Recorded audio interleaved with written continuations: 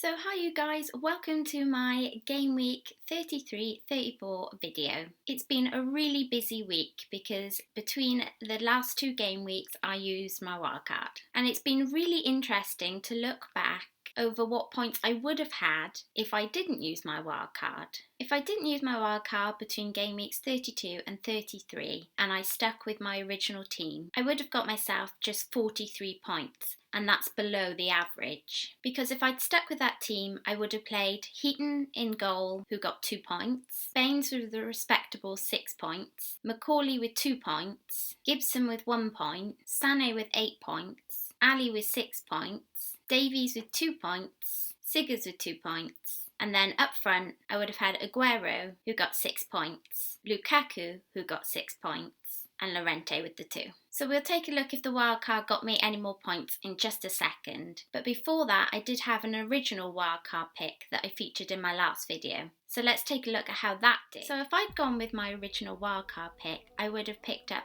50 points. And that would have seen me just above average, which would have been okay. But as you can see, I've got a few players there, like Walcott and Bernardo, that didn't even play. So thankfully, with the long Easter weekend, I revisited this team, and I'll just bring you up the wildcard picks I actually made.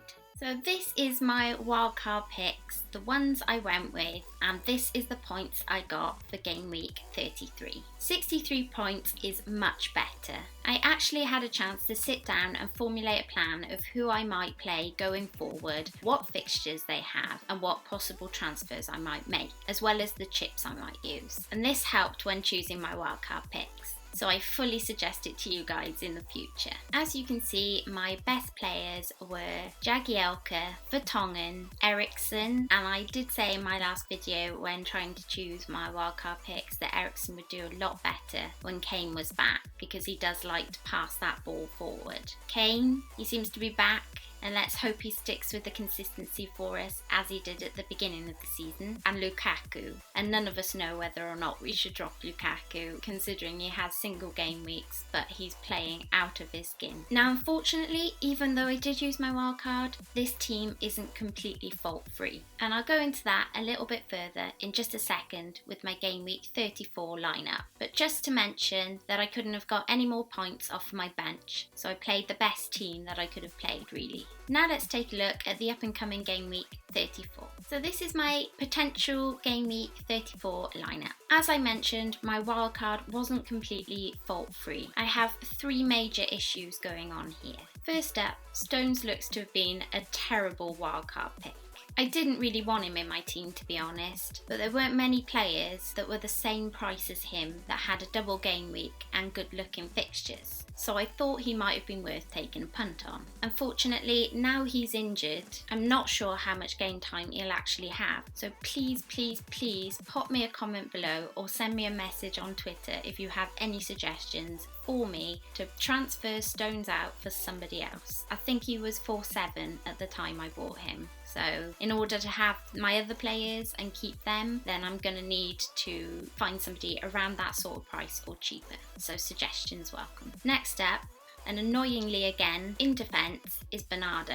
I know very little about the Borough defence, I'm afraid. But what I do know is that up until game week 30, Bernardo was playing pretty consistently and doing very well. Couple that with his cheap price and a double game week, that's exactly why I got him into the team. But unfortunately, with other players coming back from injury for Borough, it's not looking like Bernardo's going to get much game time now. And I think that's what my 1-3 transfer will go on this game week, getting another Middlesbrough defender in for Bernardo because I really like their double game week fixtures against Bournemouth and Sunderland. So as I know nothing about Borough defence, can you guys suggest somebody? What do you think? Maybe Friend would be a good idea? They have to be 4.3 or less. I'm not sure how close Chambers is to coming back either. So again, pop me a comment below or send me a message on Twitter if you know who it is I should put in that spot. Preferably the most guaranteed Middlesbrough defender that's likely to play both matches in the double game week. Would be great, thank you. And last but by no means least is my biggest headache and the biggest pain in the bum is Ibra. All of us, when we've seen the team lineups against Chelsea who have Ibra, just let out a small cry when we didn't see Ibra on that list. Jose is most definitely not prioritising the Premier League, and that sent a clear message on the weekend. Now, I'm not about to rage transfer Ibra out, but considering I was thinking about triple captaining him in the double game week coming up, it's really made me consider whether or not I should even captain him this game week.